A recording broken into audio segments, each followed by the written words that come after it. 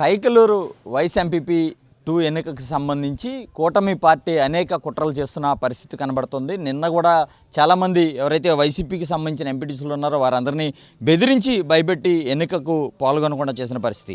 ఈరోజు కూడా చూస్తే కనుక భుజబలపట్నం ఎంపీటీసీ సత్యనారాయణ రాజును కూడా కిడ్నాప్ చేసిన పరిస్థితి. ఈ నేపథ్యంలో మనతో పాటు మాట్లాడేందుకు వైఎస్ఆర్సీపీ ఎంపీటీసీలు ఉన్నారు. అలాగే ఏలూరు జిల్లా పార్టీ అధ్యక్షులు దోలం నాగేశ్వరరావు గారు కూడా ఉన్నారు. ముందుగా మనం ఎంపీటీసీలతో మాట్లాడే ప్రయత్నం అయితే చేద్దాం. అమ్మ, ఎట్లాంటి బెదిరింపులు వచ్చాయి మీకు? అసలు మమ్మల్ని బెదిరిస్తున్నారమ్మా. ఇంటికి వచ్చి మీకు అవి ఇస్తాము, ఇవి ఇస్తాము, మీకు డబ్బులు ఇస్తాము అంద. ఎంత పెట్టినా మేము వైఎస్ఆర్ పార్టీ, నేను ఫస్ట్ కాడి నుంచి వైఎస్ఆర్. జగన్ మా డిఎన్ఆర్ గారు అంటే మాకు ప్రాణం. మేము ప్రాణం అని ఇస్తాం, కానీ మేము తెలుగుదేశంలోకి వెళ్ళము. మమ్మల్ని బెదిరించి ఎన్ని మేము డబ్బు ఇస్తాము, అవి ఇస్తామని మా పిల్లల్ని బెదిరించేసి చాలా చేస్తున్నారు. అయినా కానీ మేము దేనికి లొంగల. ఇదంతా చాలా రాంగ్ చేస్తున్నారు తెలుగుదేశం వాళ్ళందరూ. రోడ్డు మీద నడవలేకపోతున్నాం, భయాలేసిపోతున్నాయి. మరీ ఇంత కుట్రాలు ఇప్పుడే కానీ ఎప్పుడూ లేదు. మా డిఎన్ఆర్ గారు ఎంపీడీ ఫస్ట్ కానించి ప్రెసిడెంట్గా ఉన్న కానించి సేవలు చేస్తామే, కానీ ఎవరు చనిపోతే వాళ్ళకు వచ్చి పలకరింపులు, వాళ్ళకి పుణ్యాలు చేస్తాము, అవి చేస్తామే నేను చూశాను. కానీ ఇంత కుట్ర చేస్తాము మా డిఎన్ఆర్ గారు ఎప్పుడూ చేయలేదు. ఇదంతా దొంగల దోపిడిగా ఉంది. మా వైఎస్ఆర్ని ఓడిపించింది కూడా తెలుగుదేశం వాళ్ళే. అసలు వాడపు అంటే ఉండదు మా వైఎస్ఆర్ అంటే.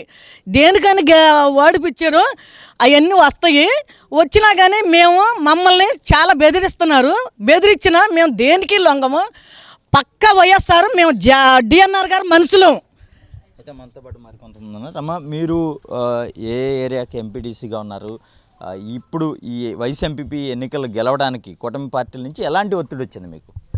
అందరికీ నమస్కారం అండి. నా పేరు యదా కృష్ణవేణి. మాకైతే చాలామంది ఇళ్ళకు వచ్చి బెదిరింపులు మాట్లాడడం, అలాగే మరి ఎంత ఇస్తాను అమౌంట్ అంత ఇస్తాను, మా పార్టీలోకి రండి అని ఇలాంటి బెదిరింపులు మాటలు చాలా వచ్చాయి. మీకు ఎంత ఇస్తాము, 10 లక్షలు ఇస్తాము, 20 లక్షలు ఇస్తామని చాలా వచ్చినాయండి ఒత్తిళ్ళు.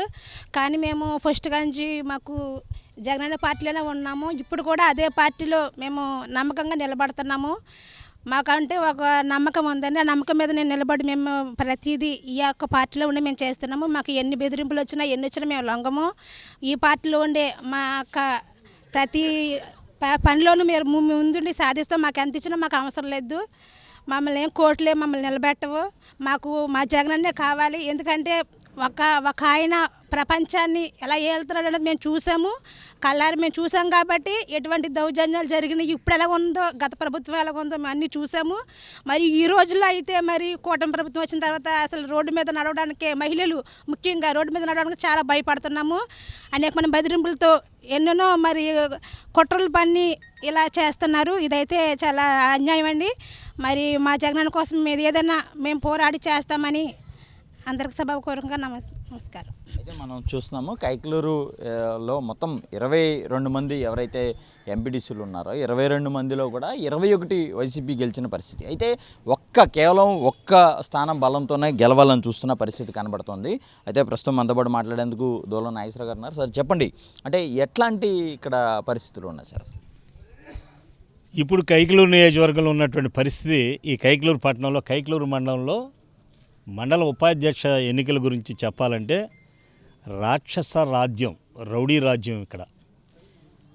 ఇక్కడ ఉన్నటువంటి ఎమ్మెల్యే గారు రౌడీలను ప్రోత్సహించి దౌర్జన్యాలు, ఎక్కడ క్యాండిడేట్లు ఉంటే ఆ క్యాండిడేట్లు భయపెట్టడాలు, కొట్టి కారులు వేసుకెళ్ళిపోవటాలు. ఎలా డబ్బుగా ఆశ చూపి మూటలకు ఆశపడేవాడు మూటలకు, ఇననోళ్ళేమో కొట్టి కారులు వేసుకెళ్ళిపోయి బంధించడాలు. లేదు, నిజాయితీగా ఉండి మేము ఏ పార్టీ నుండి అయితే ఎన్నికయ్యామో జగనన్నకు మేము ఆ పార్టీకి మద్దతుగా ఉంటాం, ఆ పార్టీకి ఓటేసుకుంటామంటే ఆ ఇంటి చుట్టూ 200 మంది గోండాలు పెట్టడం, ఆ ఇంటికి తాళాలు వేయటం, కాపలాలు ఉండటం. అదే వ్యక్తులు ఈరోజు వస్తుంటే మా పార్టీ నాయకుడు తీసుకుని వస్తుంటే ఆ ఎంపీడీసీని అడ్డదారిలో 4-5 కార్లు వేసుకొచ్చి అతను కొట్టి లాక్కెళ్ళిపోయారు ఈరోజు ఉదయం కూడా. ఇలాంటి పరిస్థితుల్లో ఈ రోజున ఈ నియోజకవర్గంలో ఈ కూటమి ప్రభుత్వం హయాంలో రౌడీలు రాజ్యం వెళ్తున్నారు. ఆ రౌడీలందరికీ కూడా తయారు చేసి ఈ పాలన అంటే మా పాలన అంటే ఇలాగే ఉంటుందని మా ఎమ్మెల్యే గారు చెబుతున్నారు పాపం కామినేని గారు. అంతేగాని అది కూడా ఎంత బాధాకరం అంటే వాళ్ళ ఎమ్మెల్యేలో ఉంటే టీడీపీ ఎమ్మెల్యేలో కూటమి ఎమ్మెల్యేలు ఉంటే మీరు తీసుకెళ్ళి మీరు ఓటు వేయించుకోండి. కానీ కక్కిన కూటికి ఆశపడుతున్న ఎమ్మెల్యేని ఈ ఎమ్మెల్యేని చూసా. 22 మంది ఎంపీటీసీల్లో 21 మంది వైఎస్ఆర్ కాంగ్రెస్ పార్టీ ఎంపీటీసీలు. 22 ఎంపీటీసీలకే 21 మంది ఎంపీటీసీలు ఉంటే మేము మీ వెనకాల వస్తాం, మేము మీ వెనకాల వస్తామని ఎవరన్నా మీ వెనకాల పడ్డారా? లేదే. వైఎస్ఆర్ కాంగ్రెస్ పార్టీలో నీతిగా నిజాయితీగా ఉన్నటువంటి సభ్యులు ఇదిగో మీరు ఎంతమందిని దౌర్జన్యాలు చేసినా బెదిరించినా డబ్బు మూటలతో కొనుక్కెళ్ళినా ఇగో ఇక్కడ ఎదురుగా ఇంకెంతమంది ఉన్నారు, ఎంతమంది ఉన్నారో చూడండి. కానీ కైకలూరు నియోజకవర్గంలో ఉన్న ఎమ్మెల్యే కామినేని గారు ఒకటి గుర్తుంచుకోండి, ఇవాళ రోజు ఇవాళ ఉండదు. మీరు రౌడీ రాజ్యం ప్రోత్సహించి గ్రామాల్లో బెదిరింపులు చేసి ఇదే పాలనని మీరు చేయాలనుకుంటే అది మీ ఇష్టం. ప్రజలంతా చూస్తున్నారు. రౌడీ రాజ్యంలో మనం బ్రతుకుతామా, మనం బ్రతకనిస్తారనేది ఒక భయాందోళన బయలుదేరాయి. కనుక మీరు చేసినటువంటి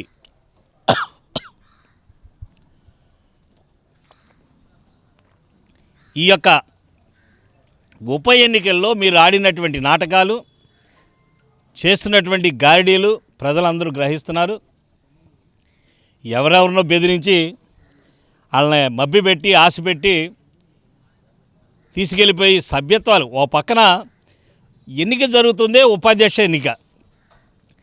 ఈ వైఎస్ఆర్ కాంగ్రెస్ పార్టీలో 2 ఉపాధ్యక్షులను ఇవ్వడం జరిగింది. ఒకటి ఖాళీ అయ్యి మా సభ్యుడు మరణిస్తే ఎన్నిక జరుగుతుంటే దీనికోసం ఉన్న 2వ వాడిని రాజీనామా చేయించారు. ఇది ఎక్కడ సోద్యం? ఇది వీళ్ళ స్వార్థం కోసం ఎవరినైనా నాశనం చేస్తారు, ఎవరి జీవితాలైనా నాశనం చేస్తారు. డబ్బు మూటలతో ఆశపెట్టి వాళ్ళ జీవితాలు నాశనం చేసే ప్రక్రియ మొదలెట్టారు ఈ ఎన్నికల్లో చూస్తున్నాం. అయినా కక్కిన కూటికి ఆశపడేటువంటి ఎమ్మెల్యేని ఈ ఎమ్మెల్యే గారిని చూశాను. నిజాయితీగా ఉంటే, మీలో ఏమాత్రం చిత్తశుద్ధి అనేది ఉంటే, మేము నిజాయితీగా పాలన అందిస్తాము, నిజాయితీ గల నాయకులు అనుకుంటే అందరినీ రాజీనామా చేయించండి. రాజీనామా చేయించి వాళ్ళని గెలిపించుకోండి. గెలిపించుకుని ఇదిగో మా ప్రభుత్వంలో వాళ్ళు రాజీనామాలు వైఎస్ఆర్ పార్టీ తరఫున గెలిచిన వాళ్ళు రాజీనామా చేయించి ఇప్పుడు మేము ఎన్నికలు పెట్టాం గెలిచామనండి, ఓకే శభాష్ అంటాం. కానీ ఇదేమి దుర్మార్గం బుద్ధి? రాజకీయాలంటే ఈ రకంగా తీసుకొస్తున్నారా? ఈ రాజకీయాలంటే ఈ రకంగా నేర్పుతున్నారా? ఈ రాజకీయాలంటే ఇంతవరకే పరిమితంగా ఉంటే మీ వరకే ఉంటే రేపేం ఉండవు అనుకుంటున్నారా? ఇవన్నీ కూడా ఆలోచన చేసుకోండి ఎమ్మెల్యే గారు. ఎందుకంటే వాళ్ళు ఏదో ఇళ్ళగానే పండగ అయిపోదు, ఆ పండగ తర్వాత వచ్చే అన్నీ ఉంటాయి. కనుక ఈ కూటమి ప్రభుత్వంలో కైకలూరు నియోజకవర్గ ఎమ్మెల్యే గారి దగ్గర నుంచి ఆ వెనక రౌడీజంగా పనిచేస్తున్న వాళ్ళందరికీ కూడా జాగ్రత్త. ఇదంతా కూడా నేను చెబుతున్నాను. ఎందుకంటే మీ వెనకాల ఉన్న వాళ్ళు కూడా అదే నేర్చుకుంటారు, ఎదురుగా ఉన్న వాళ్ళు కూడా మీరు నేర్పుతున్నారు. అన్నిటికంటే మీరు బాగా ఆలోచించవలసింది కైకలూరు నియోజకవర్గ ప్రజలకు మీరు ఏం నేర్పుతున్నారు, ఇది ఆలోచించరా? ఇవాళది అయిపోయిందా? అందుకనే ఈరోజు వైఎస్ఆర్ కాంగ్రెస్ పార్టీ ఎన్ని దౌర్జన్యాలు అయితే మా పార్టీ సభ్యుల్ని ఎన్ని దౌర్జన్యాలు అయితే మీ కూటమి ప్రభుత్వం ఎమ్మెల్యే గారు చేయిస్తున్నారో వాటందరికీ కూడా ఇవాళ మరి ఇక్కడ ఉన్నటువంటి గౌరవ ఎంపీటీసీలు నిజాయితీగా మీరు ఎన్ని ఇబ్బందులు పెట్టినా, ఎన్ని బెదిరింపులు పెట్టినా, ఎంతమంది బ్రోకర్లను వాళ్ళ దగ్గరికి పంపి డబ్బులు మూటలు ఇచ్చి పంపించినా మరి నిజాయితీగా బిడ్డలందరూ ఇలా ఉన్నారే, వాళ్ళని చూస్తే మీకు సిగ్గు అనిపించట్లేదా? అందరూ కూడా మీరు పంపే డబ్బు సంచులకు ఆశపడిపోయి మీ వెనకాల వచ్చేస్తారనుకుంటున్నారా? మీ బెదిరింపులకి లొంగిపోయి మీ మూటలు తీసుకుని వెళ్ళి ఆ మొత్తం సభ్యత్వాలకు కూడా రాజీనామాలు చేసి వచ్చేస్తారనుకుంటున్నారా? కానీ ఇది సాంప్రదాయం కాదు. ఇవాళ మీరు చేస్తున్నటువంటి అకృత్యాలకి ఓ పక్కన మీ ఆదేశాల ప్రకారం రౌడీలందరూ కలిసి పొద్దునే కొట్టుకుంటూ తీసుకెళ్ళిపోయారు కారులోంచి. ఆయన భార్య స్పృహ తప్పి పడిపోయింది, నిన్న పడిపోయింది, ఇవాళ పడిపోయింది. ఆవిడ పరిస్థితి ఏంటో తెలియట్లా. మీరు ఎంతమంది జీవితాలు నాశనం చేయాలనుకుంటున్నారు? ఏంటి రౌడీ రాజ్యం అంటే? మీరు ఎలాగా ముందే చెబుతున్నారులే, నేను రేపటి నుంచి ఉండను, ఇది ఆఖరిసారి, నా కొడుకులు అమెరికా నుంచి రారు, మీ సావు మీరు సావండి రేపు నుంచి అని చెబుతా ఏమీ లేదు. నియోజకవర్గాన్ని తగలబెట్టేసి వెళ్ళిపోతారనుకుంటున్నారు, తగలబెట్టేసి వెళ్ళిపోతారనుకుంటున్నారు.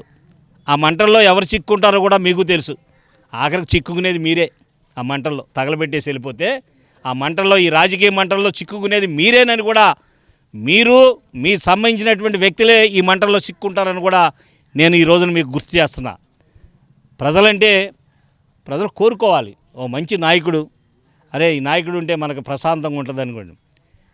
మాయ మాటలు చెప్పి ఎన్నికల ముందు చెప్పిన మాటలేంటి, ఇప్పుడు మీరు చేసే పనులేంటి అంటే, మీ నాయకుడు ఓ పక్కన చంద్రబాబు నాయుడు గారు వైఎస్ఆర్ కాంగ్రెస్ పార్టీ ఓటేసిన వాళ్ళకి కానీ, వైఎస్ఆర్ కాంగ్రెస్ పార్టీ అనే కుటుంబాలకు కానీ మన పథకాలు ఏమి ఇవ్వద్దు, వాళ్ళకి పనులు చేయొద్దని చెబుతున్నట్టుగా మరి ఆయన చెబుతుంటే కనీసం దానికే పోని కట్టుబడి ఉంటాం. మరి వైఎస్ఆర్ కాంగ్రెస్ పార్టీ సభ్యులు తీసుకెళ్ళి మీరు ఎలాగా మా పార్టీ సభ్యుడు, మా ఉపాధ్యక్షుడు అని చెప్పుకుంటారు? మీకు సిగ్గు అనిపించట్లేదా అంటున్నా? మీకు సిగ్గు అనిపించట్లేదా? మీరు మీ మార్క్ మీద, మీ సింబల్ మీద టీడీపీనో కూటమో, ఆ కూటమి పేరు మీదుగా గెలిపించుకుని, ఇదిగో మేము గెలిపించుకున్నాం చెప్పండి. ఆ దమ్ముంటే వెంటనే రాజీనామాలు చేయించండి, మేము సిద్ధం. ఎన్నికలకు మేము సిద్ధం. ఆఖరికి ఎమ్మెల్యే గారు మీరు రాజీనామా చేసి ఎన్నికలు సిద్ధమన్నా నేను సిద్ధం. ఇవాళ మీరు రాజీనామా చేసేయండి, నేను ఎన్నికలకు సిద్ధం, నేను ఎన్నికలకు సిద్ధం. ఎందుకంటే ఛాలెంజ్ చేస్తున్నా. మీరు ఎప్పుడో కాదు కౌరులు చెప్పేది. మీరు రాజీనామా చేయండి, నేను ఎన్నికలకు సిద్ధం, మన ఇద్దరమే తలపడదాం. లేదు ఇద్దరం కూడా ఇండిపెండెంట్గా వేద్దాం, ఇద్దరం కూడా ఇండిపెండెంట్గా వేద్దాం, నేను సిద్ధం. మీరు సిద్ధమా నేను అడుగుతున్నా సభాపూర్వకంగా. సిద్ధమైతే చెప్పండి, రాజీనామా చేయండి, నేను సిద్ధం. మన ఇద్దరం ఏ పార్టీ సింబల్ అవసరంలా, ఇద్దరం ఇండిపెండెంట్గా పోటీ చేద్దాం. ప్రజలు ఎవరిని గుర్తిస్తారో, ప్రజలను ఎవరిని ఆశీర్వదిస్తారో చూద్దాం. అంతేగాని రౌడీ రాజకీయాలు మానేయండి ఎమ్మెల్యే గారు, రౌడీలను పెంచడం మానేయండి ఎమ్మెల్యే గారు. ఇది ప్రజలకు హాని కలిగించి దుర్మార్గంగా మీరు ఒకళ్ళని కొట్టుకురామంటే వాళ్ళు నలుగురిని కొడుతున్నారు. మీరు నలుగురు దగ్గర డబ్బు సంచరించరామంటే ఒకరికి ఇచ్చి నలుగురికి ఇచ్చామని చెప్పేటువంటి బ్యాచ్ని తయారు చేసుకున్నారు మీరు. ఏమిటి ఇది దుర్మార్గం? మంచి ఆలోచన చేయమని చెబుతున్నా. ఎందుకంటే ఈ పెద్ద వయసు మీకు, ఈ పెద్ద వయసులో మేము గౌరవంగా మీ పెద్ద వయసును గౌరవిస్తాం, కానీ ఈ దుర్మార్గాన్ని గౌరవించం ఎమ్మెల్యే గారు. మీరు చేసే రౌడీ రాజ్యాన్ని మేము సమర్థించం, దానికి ఎప్పుడు కూడా ఎదురొడ్డి నిలబడతాం. తెల్లవారితే చాలు, రేయ్ ముందు డిఎన్ఆర్ కొడుకుల్ని అరెస్ట్ చేసేయండి అంటున్నారు. ఆ వినయగాడు ఎక్కడున్నాడు ఆయన జైలు వేసేయమంటున్నారు.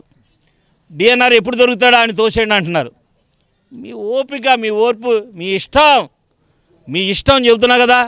డిఎన్ఆర్ ఫ్యామిలీని మొత్తం జైలు వేసుకోండి, కానీ జైలుకి వెళ్ళి వస్తాం కదా. నేను ఇలాగే కేసులు పెట్టాలనుకుంటే మమ్మల్ని బెదిరించినట్టే బెదిరించాలనుకుంటే నేను ఎన్నో చేయగలను కదా మొన్న 5 సంవత్సరాలు. కానీ ఈ పాపం పనులు నేను చేయలేదు, ఈ పాపం పనులు నాకు చేతకావు. కనుక ఈ రోజున వైఎస్ఆర్ కాంగ్రెస్ పార్టీ ఏదైతే ఎంపీటీసీలని మీరు ఎత్తుకెళ్ళిపోయి ఆహా ఓహో ఇవాళ మేమే సభ్యుని గెలిచాము ఆహా ఓహో అని మీరు అనుకోవాలని మీరు ఉవ్విళ్ళూరుతో ఆరాటపడుతున్నారో సిగ్గు తెచ్చుకోమని కూడా చెబుతున్నా. ఆ వెళ్ళినటువంటి వాళ్ళ దౌర్భాగ్యులు కూడా ఈ పార్టీ సింబలమే గెలిచి, నా నాయకత్వంలో గెలిచి వెళ్ళినటువంటి వాళ్ళు కూడా సిగ్గు శరం లేనటువంటి, సిగ్గు లజ్జ లేనటువంటి అవినీతి పరులనే చెబుతున్నా. ఈ రోజున అవినీతి మూటలు తీసుకుని వెళ్ళి అటు ఓటు వేసిన వాళ్ళు మీరు మీ కుటుంబ సభ్యులు సిగ్గుపడాలని కూడా నేను ఈరోజు తెలియజేస్తున్నా. అయితే మనం చూస్తున్నాము కూటమి ప్రభుత్వం పూర్తిగా కుట్రలు అలాగే రౌడీజంతో ఇక్కడ గెలవాలని చూస్తుంది. ఇప్పటికైనా సరే అలాంటి చర్యలు మానుకోవాలని హెచ్చరిస్తున్నారు. అదే సమయంలో ఎవరైతే వైసీపీ నుంచి ఉన్న ఎంపీటీసీలను టీడీపీలో చేర్చుకుని గెలవాలని చూస్తున్నారో వారందరితో రాజీనామా చేయించి ఎన్నికలకు వస్తే తాము సిద్ధమని చెప్పి సవాల్ కూడా విసురుతున్న పరిస్థితి కనబడుతుంది.